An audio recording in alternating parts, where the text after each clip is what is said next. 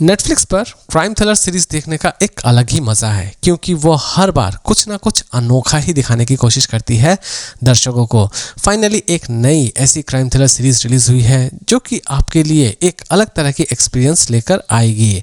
जी हाँ दोस्तों, मैं बात करने चाह रहा हूँ I will find you web series के बारे में, जिसे फाइनली रिलीज कर दी गई है नेटफ्लिक्स पर।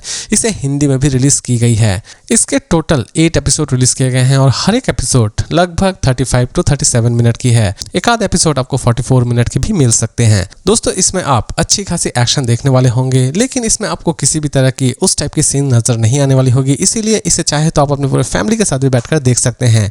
दोस्तों, इसकी कहानी की शुरुआत होती है डेविड से, जो कि एक्चुअल में जेल में दिखाया जाता है। उसके ऊपर इल्जाम रहता है कि उसने अपने 3 साल के बेटे को मार दिया है और यहीं से कहानी की शुरुआत होती है। डेविड किसी भी तरह से अपने आप को बेकसूर साबित करना चाहता है और बेकसूर साबित करने के लिए वो किसी भी तरह से जेल से भाग जाना चाहता है। इसके आगे भी एक कहानी है। अचानक से ही डेविड की पत्नी उससे जेल में मिलने के लिए आती है। इन दोनों में रिश्ता ठीक तरह से रहता नहीं है, फिर भी वो मिलने के लिए आती है और वो उसे एक तस्वीर दिखाती है। तस्वीर में एक्चुअल में डेविड का बेटा होता है। जी हाँ दोस्तों, वही बेटा जिसके इल्जाम में डेविड सजा काट रहा होता है। डेविड इस चीज को देखने के बाद बहुत ही ज्यादा चौंक जाता है और वो किसी भी तरह से जेल से बाहर निकल जाना चाहता है और बाहर निकलकर अपने बेटे को किसी भी तरह से ढूंढ के निकालना चाहता है। लेकिन यकीन मानिए दोस्तों, उसके बेटे को ढूंढ के निकालना इतना भी ज्यादा आसान नहीं है। उसकी बेटे की किडनैपिंग के पीछे एक बहुत बड़ी कॉन्स्पिरेंसी छिपी हुई रहती है और असल में ये कॉन्स्पिरेंसी क्या है, ये तो आपको इस सीरीज को देखने के बाद ही पता चलने वाली होगी। दोस्तों, इसकी हर एक एपिसोड में आप एक अलग लेवल की थ्रिल एंजॉय करने वाले होंगे। ये एक ऐसी सीरीज है जो कि एक बार आप अगर देखना शुरू कर देते हैं तो पूरा खत्म किए बिना आप उठ ही नहीं पाएंगे। जी हाँ दोस्तों, इसकी हर एक एपिसोड आपको ऑलमोस्ट जेम्स बॉन्ड की मूवी जैसी लगने वाली होगी।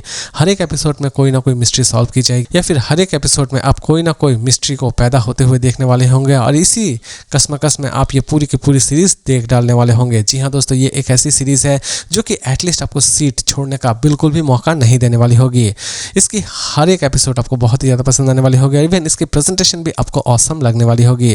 दोस्तों, ये सीरीज रही मेरे लिए काफ़ी हद तक अच्छी। इसकी स्टोरी भी मुझे बहुत ही ज़्यादा स्ट्रॉन्ग लगी। मेरी तरफ से इसकी रेटिंग होगी 5 में 3.7 स्टार। लेकिन दोस्तों, अगर आप सोच रहे हैं कि सीरीज को हम देखें या ना देखें, दोस्तों इसे देखना ना देखना पूरी तरह से आपके ऊपर डिपेंड करता है। लेकिन अगर आप कोई बेहतरीन सीरीज देखना चाहते हैं, वो भी नेटफ्लिक्स पर, तो इससे बेहतरीन सीरीज फिलहाल इस वीकेंड आपको नहीं मिलने वाली है।